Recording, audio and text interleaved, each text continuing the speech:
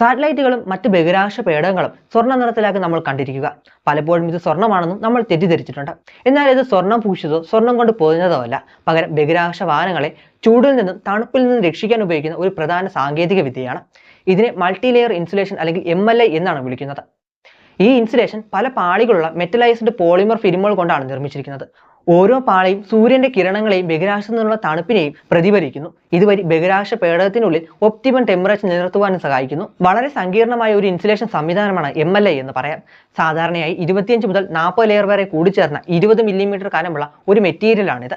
ഓരോ ലെയറിനിടയിലും aluminium Mylar film പോലുള്ള reflective layer കൊണ്ട് പൊതിഞ്ഞിരിക്കും. ഈ പാളികൾ താപവികിരണം പ്രതിഫലിക്കുകയും പേടകത്തിനുള്ളിൽ നിന്ന് വെളിയിലേക്കും തിരിച്ചും താപം കൈമാറുന്നത് തടയുകയും ചെയ്യുന്നു.